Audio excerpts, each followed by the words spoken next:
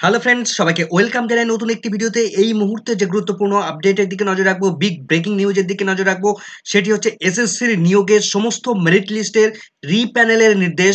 2016 সালের school service commission দ্বারা নিয়োগপ্রাপ্ত শিক্ষকদের চাকরি বাতিল করে রিপ্যানেলের চিন্তাভাবনা কলকাতা হাইকোর্টের।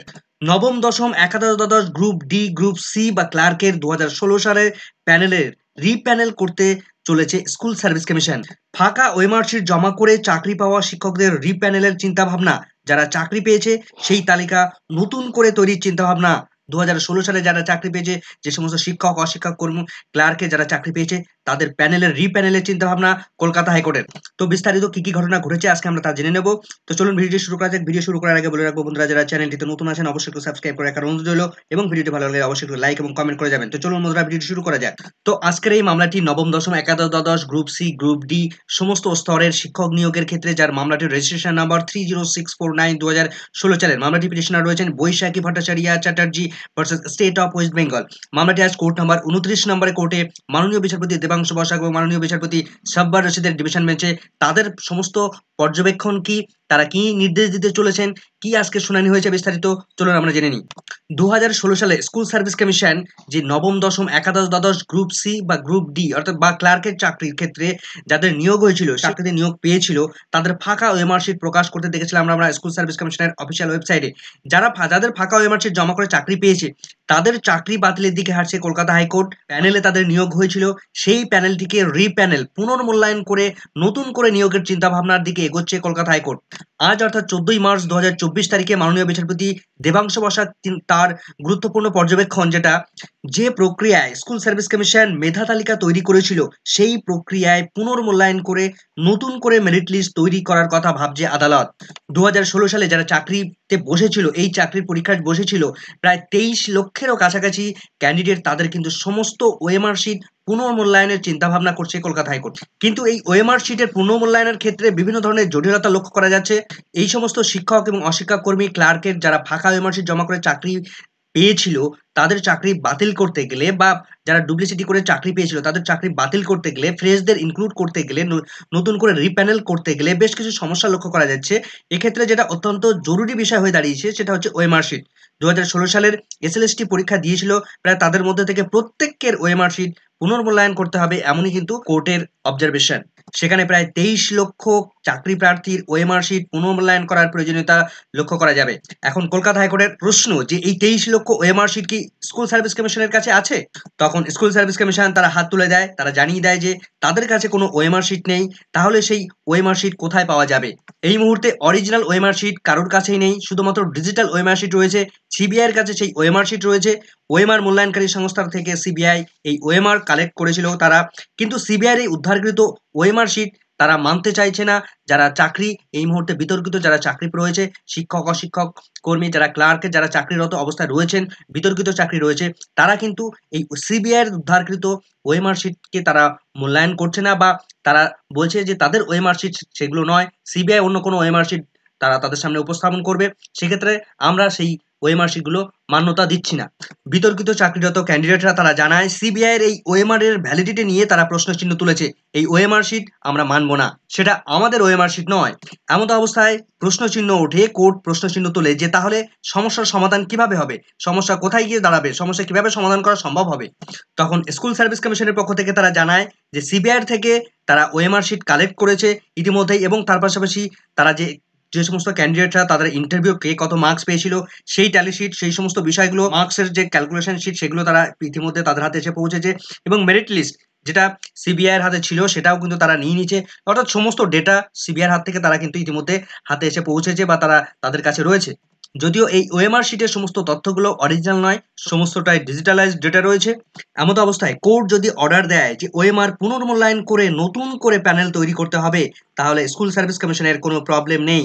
আজ বললে আগামী কাল থেকেই তারা এই পুনর্মূল্যায়নের কাজ শুরু করে দেবে।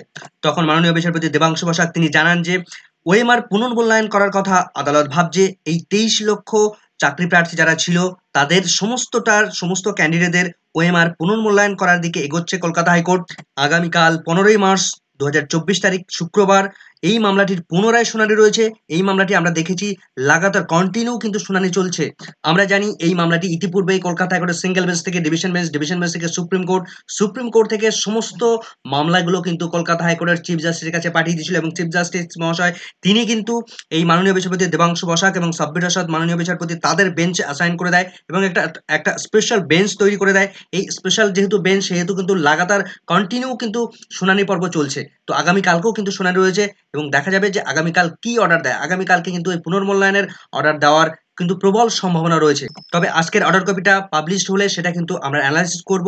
সেটার মধ্যে তারা কি উল্লেখ করেছেন অ্যাকচুয়ালি আমরা কিন্তু সেদিকের দিকে নজর থাকবে। তবে এই মুহূর্তে একটা প্রশ্ন দেখা দিচ্ছে যে যারা চাকরিরত অবস্থায় রয়েছে, যারা চাকরি করছে ফাঁকা ওএমআরসি জমা করে তাদের চাকরি বাতিল করে কি তবেই কি পুনর্মূল্যায়নের কথা বলছে আদালত? এই প্রশ্নের ক্লিয়ার ব্যাখ্যা কিন্তু আজ কোর্ট থেকে তেমন বিশেষভাবে জানা যায়নি। মাননীয় বিচারপতিরা এই প্রশ্নের যথাযথ উত্তর বা তারা কি ভাবছেন সেই বিষয়ে কিন্তু আজকে ক্লিয়ার করেননি। তবে আগামীকাল কিন্তু এই প্রশ্নের ক্লিয়ার অ্যান্সার কিন্তু পাওয়া যাবে কোর্ট থেকে, সেটা কিন্তু পরিষ্কার বোঝা যাচ্ছে। তবে যেটুকু ভাবনা চিন্তা চলছে যে ওএমআর পুনর্মূল্যায়ন করে যারা বেআইনিভাবে চাকরি পেয়েছে, যারা ফাঁকা ওএমআরসি জমা করে চাকরি পেয়েছে, যারা টাকা পয়সা দিয়ে চাকরি পেয়েছে তাদের বাদ দিয়ে মেধার ভিত্তিতে নতুন করে প্যানেল তৈরি করার দিকে চলেছে কলকাতা হাইকোর্ট। সেখানে যারা যোগ্য ছিল তাদের চাকরি পুনর্বহাল থাকবে এবং যারা অযোগ্য তাদের চাকরি সম্পূর্ণভাবে বাতিল হয়ে যাবে। অর্থাৎ স্কুল সার্ভিস কমিশন ফ্রেশ ভাবে নতুন তালিকা তৈরি করবে, নতুন মেরিট লিস্ট তৈরি করতে চলেছে। বাট এই মুহূর্তে ওএমআর শিট নিয়ে বিশেষ কিন্তু প্রবলেম লক্ষ্য করা যাচ্ছে। চাকরিরত ইন সার্ভিসরা তারা সিবিআইয়ের দ্বারা উদ্ধারকৃত ওএমআর শিটকে মান্যতা দিচ্ছে না, তারা মেনে নিতে চাইছে না। তারা অ্যাকচুয়ালি বলতে চাইছে সেই ওএমআর শিটগুলো আমাদের নয়। ফলে পুনর্মূল্যায়নের ব্যাপারটা সম্পূর্ণভাবে তারা বিতর্ক তৈরি করেছে যে পুনর্মূল্যায়ন তারা কিন্তু কোনো রকম ভাবে মানছে না। কেননা পুনর্মূল্যায়ন করলেই তারা কিন্তু চাকরি থেকে সম্পূর্ণভাবে বাদ হয়ে যাবে। কেননা যেভাবে তারা ফাঁকা ওএমআর শিট জমা করে চাকরি পেয়েছে, ফাঁকা ওএমআর শিট আমরা ওয়েবসাইটে যেটা প্রকাশ পেয়েছিল সবাই আমরা সেটা সচক্ষে দেখেছিলাম, তারপরেও তাদের চাকরি থাকার কথা নয় এবং আদালত কিন্তু সেই দিকেই হাঁটছে। এখন যদি এই ওএমআর বিতর্কের অবসান ঘটাতে পারে কলকাতা হাইকোর্ট তাহলে কিন্তু খুব দ্রুত রিপ্যানেল করতে চলেছে স্কুল সার্ভিস কমিশন, সেই বিষয়ে কোনো সন্দেহ নেই। এখন প্রশ্ন যে এই 23 লক্ষ ওএমআর শিট কি একদম আবার কি পুনর্মূল্যায়ন করা সম্ভব? তখন স্কুল সার্ভিস কমিশনকে এই প্রশ্ন করা হলে স্কুল সার্ভিস কমিশন তারা জানায় যে কেন সম্ভব নয়, এই 23 লক্ষ ক্যান্ডিডেটদের পুনর্মূল্যায়ন করা অবশ্যই সম্ভব, তবে সেটা একটা সময় সাপেক্ষ ব্যাপার। তাদেরকে সময় দিতে হবে, তাদেরকে সময় দিলে অবশ্যই সেটা পুনর্মূল্যায়ন করা অবশ্যই সম্ভব। এখন সিবিআই দ্বারা উদ্ধারকৃত এই ডিজিটাল ওএমআর শিটের বৈধতা কতটা রয়েছে স্কুল সার্ভিস কমিশন তারা কি বিশ্বাস করছে এই ডিজিটাল ওএমআর শিটটা? তখন স্কুল সার্ভিস কমিশন তারা জানায় ওএমআর শিটগুলো বিশ্বাস বা অবিশ্বাসের প্রশ্ন এখানে আসছে না। কেননা কলকাতা হাইকোর্ট যে নির্দেশ দেবে তারা সেই নির্দেশটাকে অক্ষরে অক্ষরে পালন করবে। সেক্ষেত্রে যদি পুনর্মূল্যায়ন করতে হয়, যদি রিপ্যানেল করতে হয়, তাহলে ওএমআর শিটের বৈধতা না দিলে তাহলে পুনর্মূল্যায়ন কিসের উপর বেস করে হবে? ওএমআর শিট যদি সেখানে বৈধ না হয় তাহলে রিপ্যানেল কি করে হবে? তো মেন বেস তো ওএমআর শিট। এই ওএমআর শিট যদি বৈধতা দেওয়া হয় তবেই কিন্তু রিপ্যানেল করা সম্ভব। সুতরাং আগামীকাল কিন্তু আদালত এই ওএমআর শিটের পুনর্মূল্যায়নের সিদ্ধান্ত নিতে চলেছে, সেটি কিন্তু আমরা লক্ষ্য করব। আগামীকাল কোর্টের দিকে নজর থাকবে আমাদের। তো কলকাতা হাইকোর্ট দুটো পদ্ধতির কথা বলেছে। একটা হচ্ছে গোটা নিয়োগ প্রক্রিয়াটিকে ক্যান্সেল করে দেওয়া যেতে পারে, আরেকটা হচ্ছে ভাবা যেতে পারে যে যারা এই নিয়োগ প্রক্রিয়ায় যারা ফাঁকা ওএমআর শিট জমা করে চাকরি করছে বা যারা নিয়োগ দুর্নীতির সঙ্গে যুক্ত রয়েছে তাদেরকে সম্পূর্ণভাবে বাদ দিয়ে ফ্রেশ যারা রয়েছে তাদেরকে নিয়োগ প্রক্রিয়া আবার রিপ্যানেল করা যেতে পারে। তো এই দুটো পদ্ধতির দিকে কিন্তু এগোচ্ছে, দুটো পদ্ধতির কথা কিন্তু ভাবা হচ্ছে। তবে এখানে আরেকটা বিষয় উঠে আসছে, যেহেতু দীর্ঘদিন ধরে এই সমস্ত চাকরিরত ক্যান্ডিডেটরা বিতর্কিত চাকরিরত ক্যান্ডিডেটরা তারা বিভিন্ন মামলা করে আসছে, মামলার সঙ্গে মামলা চালিয়ে আসে, সেহেতু তাদের চাকরি বাঁচানো যায় কিনা সেই বিষয়টাও কিন্তু কলকাতা হাইকোর্ট ভেবে দেখছে। এখন এই ডিভিশন বেঞ্চের উপরেই নির্ভর করছে এই 4টে স্তরের নিয়োগের, অর্থাৎ নবম, দশম, একাদশ, দ্বাদশ, গ্রুপ ডি, গ্রুপ সি বা ক্লার্কের যারা চাকরি পেয়েছে, ফাঁকা ওএমআরসি জমা করে চাকরি পেয়েছে, তাদের চাকরি থাকবে কি থাকবে না সেটা কিন্তু কলকাতা হাইকোর্টের ডিভিশন বেঞ্চই ঠিক করবে। মাননীয় বিচারপতি দেবাংশু বসাক এবং মাননীয় বিচারপতি সাব্বির রশিদের ডিভিশন বেঞ্চই সেখানে ঠিক হবে তাদের চাকরি থাকবে না, তাদের চাকরি বাতিল হবে। এই মুহূর্তে নিয়োগ দুর্নীতির একটা নতুন ইতিহাস তৈরি করতে চলেছে পশ্চিমবঙ্গ। তো দেখা যাক কলকাতা হাইকোর্টে আগামীকাল আমাদের নজর থাকবে কি আপডেট উঠে আসছে। অবশ্যই এই চ্যানেলের দিকে নজর রাখুন। পরবর্তী আপডেট পেলে অবশ্যই আপনাদের সঙ্গে সঙ্গে সঙ্গে শেয়ার করব এবং ভিডিওটি ভালো লাগলে অবশ্যই একটু লাইক এবং কমেন্ট করে যাবেন এবং বেল আইকনটি অবশ্যই অন করে রাখবেন এবং চ্যানেলটিতে নতুন হলে অবশ্যই একটু সাবস্ক্রাইব করে রাখার অনুরোধ রইল। সকলকে ধন্যবাদ।